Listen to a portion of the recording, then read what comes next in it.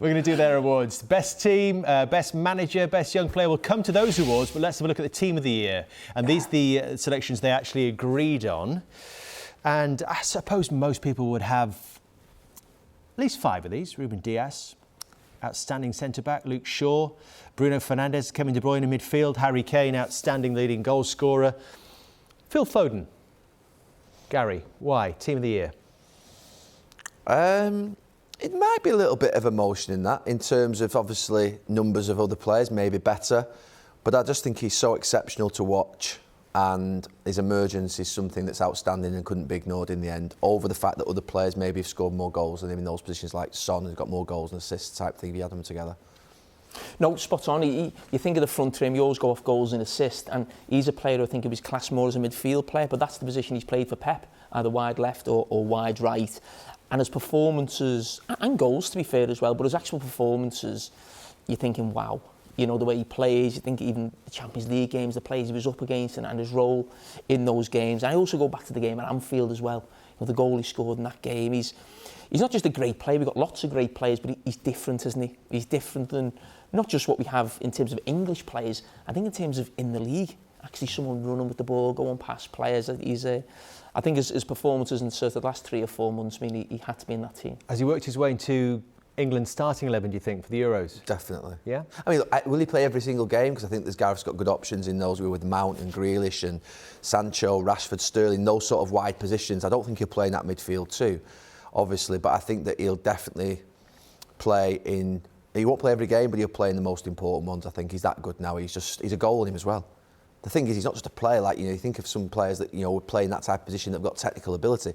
He wants to score. Yeah, I think when we did our squads and teams, I think for me it was always a toss-up between him and Grealish.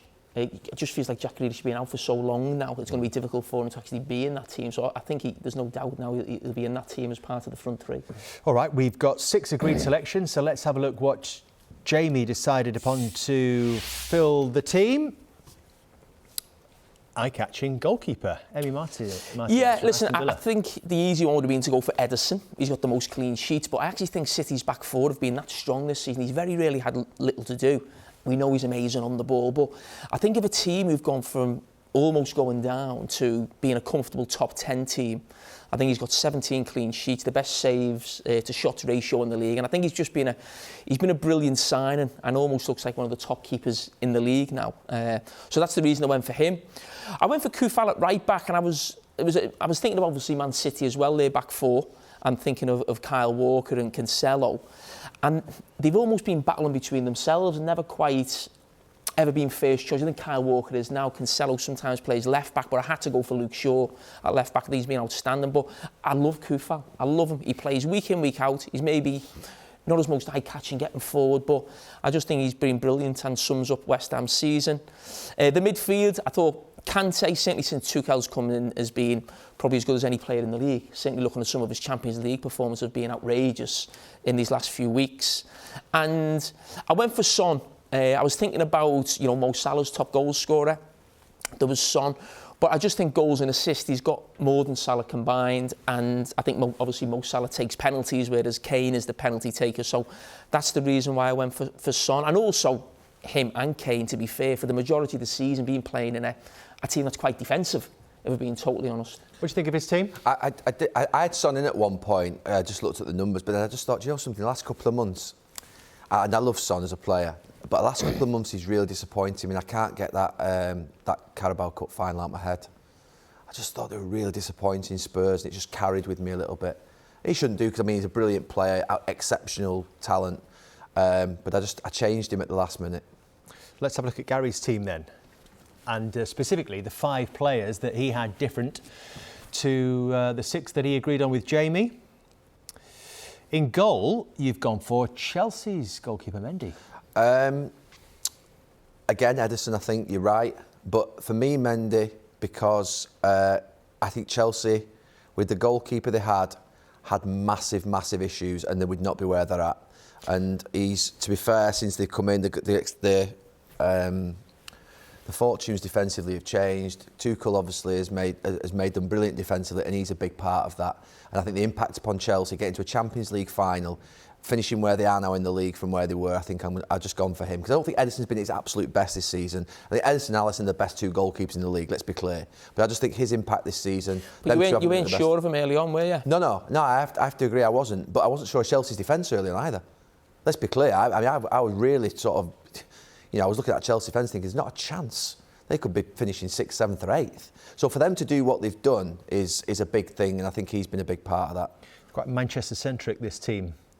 A lot of red and blue in here. You do go for Kyle Walker and Harry Maguire in your back four. I think sometimes you can overcomplicate it, and you can the obvious will be staring you in the face. And to be fair, Kyle Walker has become an outstanding performer, I think, in a defensive position for Manchester City. You think about Manchester City's defensive record, he's been a lot more disciplined this season in how he plays. I think he's an important part of what they've done. And I think the fact that, to be fair, I think John Stones had a fantastic season, but he's cuddled by Diaz and Walker is a big thing. The pace on one side, Diaz is outstanding on the other. I think Harry Maguire is the outstanding centre-back other than Diaz, I'll be honest with you, in the league. And that's nothing to do with you look at it and say it's Manchester United. He's not, honestly, to play every single game like he's done, I think he's been reliable. I think he's been consistent. He's started to show authority, I think, and I think Manchester United, to be fair, have got a good player. I think Manchester City, to be fair, when they missed out on him a couple of years ago, if they've had him and Diaz together, if they got Laporte at the time, I think that they've been almost unstoppable. Between the two of you, you've got England's back four there. I mean, you did say a few weeks back when we were picking our England team that Harry Maguire was the crucial part of that England team in many ways. He's injured, we know that. There's a suggestion that he could miss the rest of Manchester United's Premier League campaign. How much of a concern is that? It's a big problem for United. I mean, it's a big problem for England. A massive problem if he's not fit for the summer. Because I think it has to change. Well, you're changing your system. I think they can't play a back four without Harry Maguire. And then my other players that I had in were... I had Gundogan in midfield. Gundogan in midfield, the reason I went for Gundogan, I think he transformed Manchester City's season. At the period where they weren't playing well, I thought he was the one in that 2-3 month period. It wasn't De Bruyne, it wasn't Foden.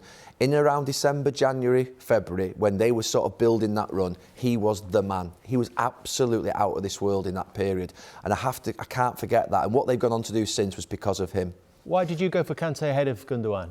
Because he's a holding midfield player there, 3 number 10s he's got in midfield. So I think you've got to have balance in the teams that you pick. I couldn't leave Kevin De Bruyne out. I think he's the best player in the league. I think Fernandes speaks for himself. Gundogan was, I agree with Gary, he had that spell in the middle of the season, but I couldn't pick him ahead of De Bruyne or Fernandes, and I wanted them all someone in front of Maguire, because I'm not sure Gary's back four would cope without that protection in midfield. We have this debate every time we pick the team in the season. It's as if actually he's going to be managing this team in the next couple of weeks, you know what I mean? He picks it like, I've got to have Kante sitting there, as if he's going to be winning a game with them, you know what I mean? It's like, it's the best 3 midfield players.